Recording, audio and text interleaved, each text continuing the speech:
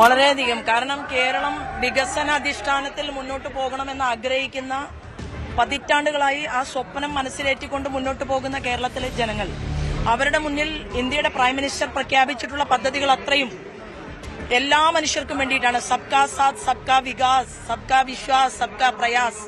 ഓരോ വർഷവും അദ്ദേഹത്തിന്റെ പദ്ധതികൾ മുന്നോട്ട് പോകുന്ന സമയത്ത് കൂടുതൽ കൂടുതൽ മനുഷ്യരെ ഹൃദയത്തിലേക്ക് അടുപ്പിക്കുന്നതിന് തുല്യമായിട്ടുള്ള പദ്ധതിക്രമങ്ങൾ അത് അതത് സംസ്ഥാനത്തിന്റെ കഴിവും പ്രാപ്തിക്കും അനുസരിച്ച് നേടിയെടുക്കുക എന്നുള്ളതാണ്.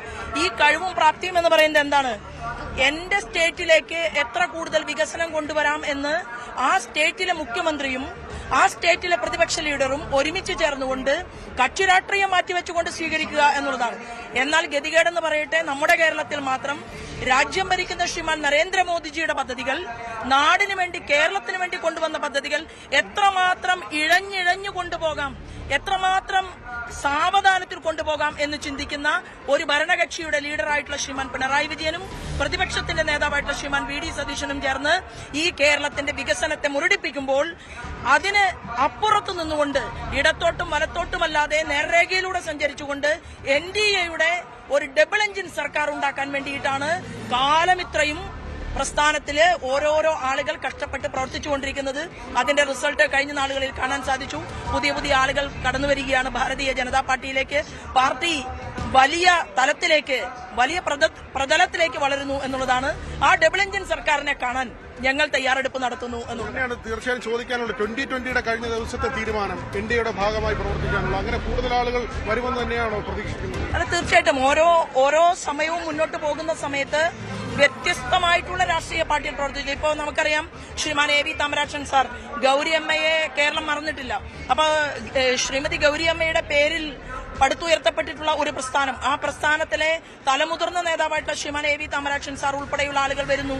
അതുപോലെ തന്നെ പ്രബലമായിട്ടുള്ള സമൂഹത്തെ നയിച്ചുകൊണ്ട് മുന്നോട്ട് പോകുന്ന അടിസ്ഥാന വിഭാഗത്തിൽ നിന്നുള്ളവർ കടന്നു വരുന്നു. NDAയുടെ വലിയ വികാസമാണ് കേരളത്തിൽ കാണുന്നത്. അത് തീർച്ചയായിട്ടും ഒരു മുന്നേറ്റത്തിന് കളമൊരുങ്ങുന്നു എന്നുള്ളത് തന്നെയാണ്. വളരെ സർപ്രൈസ് ആയിട്ടുള്ള പ്രഖ്യാപനങ്ങൾ ഇന്ന് ആളുകൾ പ്രതീക്ഷിക്കുന്നുണ്ട്. അല്ല, ഒരു സർപ്രൈസും നാളിതുവരെയും ശ്രീമാൻ നരേന്ദ്രമോദി നടപ്പിലാക്കിയിട്ടില്ല എന്നുള്ളതാണ്. എത്രയോ തവണ കേരളത്തിൽ ഇന്ത്യയുടെ പ്രൈം മിനിസ്റ്റർ കടന്നു വന്ന സമയത്ത് നമ്മളൊക്കെ പറഞ്ഞു, നമ്മളൊക്കെ ചിന്തിച്ചു എന്തായിരിക്കും. ഒരൊറ്റ അജണ്ടയേ ഉള്ളൂ, എല്ലാവരോടുമൊപ്പം എല്ലാവർക്കും വികസനം. ആ പോയിന്റിൽ ഊന്നി നിന്നുകൊണ്ടുള്ള വികസന പദ്ധതികൾ അദ്ദേഹം ഇവിടെ കേരളത്തിലെ ജനങ്ങൾക്ക് വേണ്ടി നൽകും.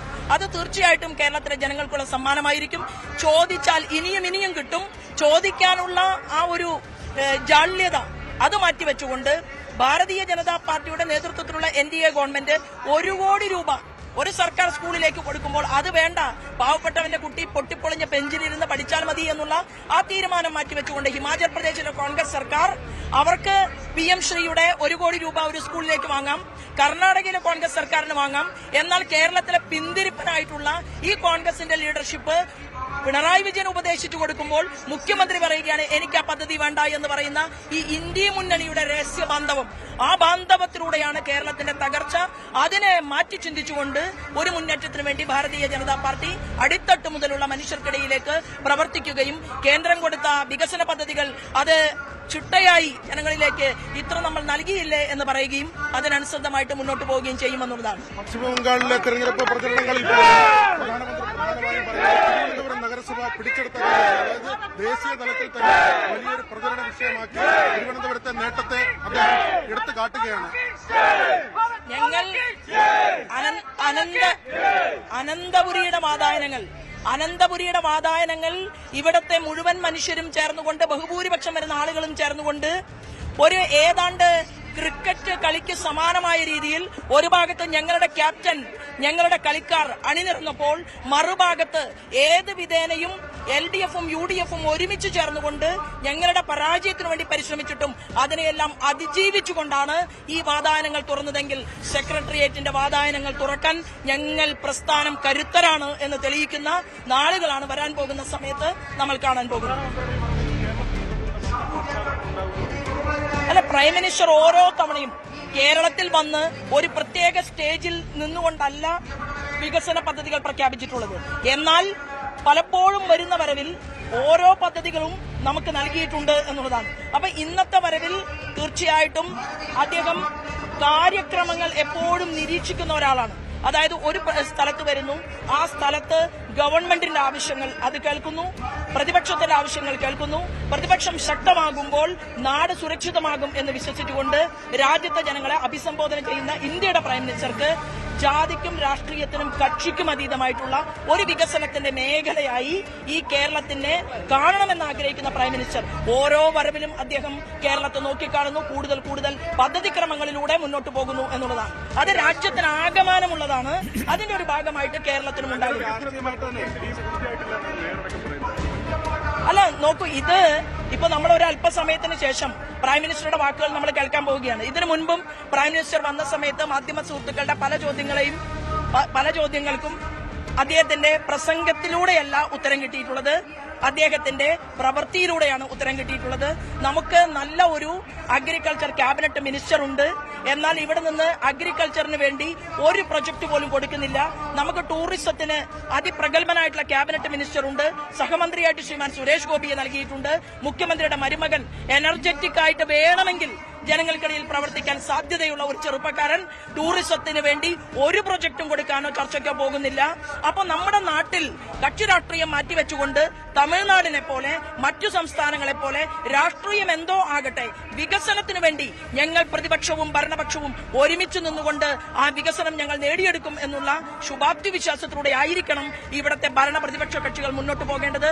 അത് ദൗർഭാഗ്യമെന്ന് പറയട്ടെ, അത് കേരളത്തിൽ സംഭവിക്കുന്നില്ല എന്നുള്ളതാണ് ഇപ്പോഴും നടക്കുന്ന ചർച്ച എന്ന് പറയുന്നത്. ശ്രീമാൻ സജി ചെറിയാന്റെ പ്രസ്താവനകൾ, അതിന്റെ മറുപടികൾ, ഇതൊക്കെയാണ് കേരളം ഇപ്പോഴും ചർച്ച ചെയ്തുകൊണ്ടിരിക്കുന്നത്.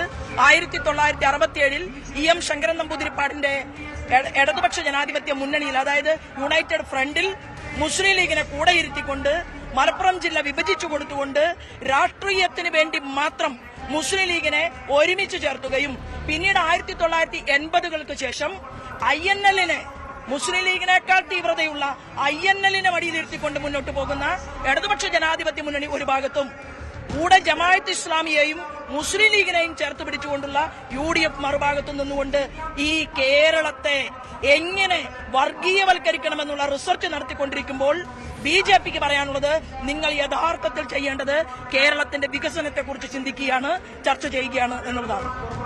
പ്രധാനമന്ത്രി എത്തുമ്പോൾ വികസനത്തെക്കുറിച്ച് ചിന്തിച്ചു, ചർച്ച ചെയ്യൂ എന്നാണ് BJP പറഞ്ഞുകൊണ്ടേയിരിക്കുന്നത്. ഇപ്പോൾ പ്രധാനമന്ത്രി നരേന്ദ്രമോദി തിരുവനന്തപുരം വിമാനത്താവളത്തിലേക്ക്. കൂടുതൽ വാർത്തകൾക്ക് News 18 Keralam YouTube channel subscribe ചെയ്യുക.